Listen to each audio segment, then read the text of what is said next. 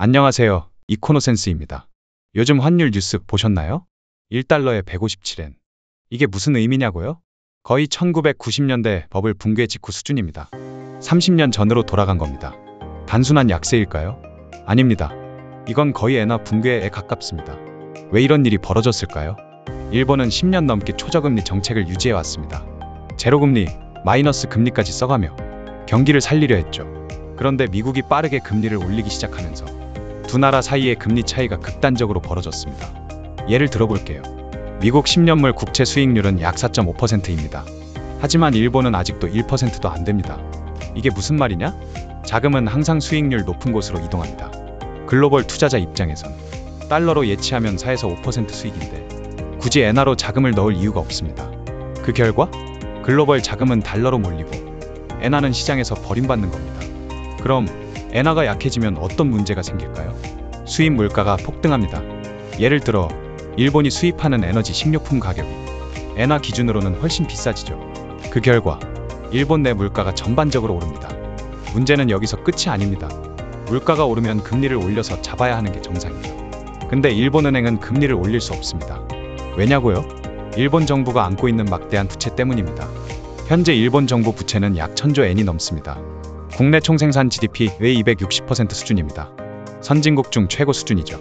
이 상황에서 금리를 조금만 올려도 이자 부담이 눈덩이처럼 불어납니다. 정부는 예산의 상당 부분을 빚 갚는 데 써야 하고 그럼 복지, 인프라 등 다른 지출은 줄일 수밖에 없습니다. 결국 금리를 못 올리고 엔화는 계속 빠지고 물가는 오르는데 대응은 못하는 딜레마에 빠진 겁니다.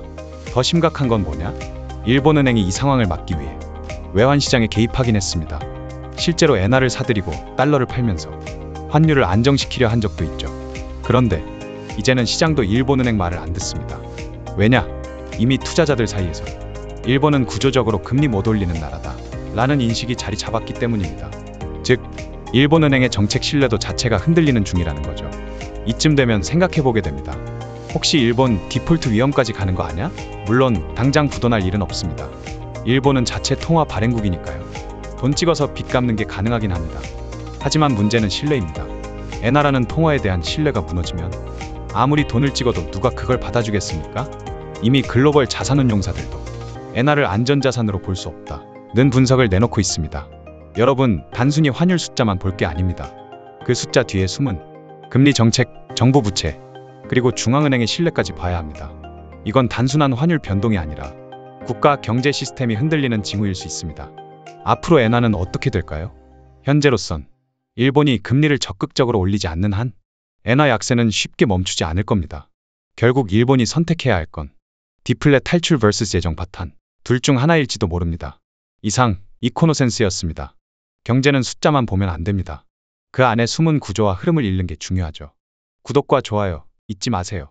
다음 영상에서 뵙겠습니다.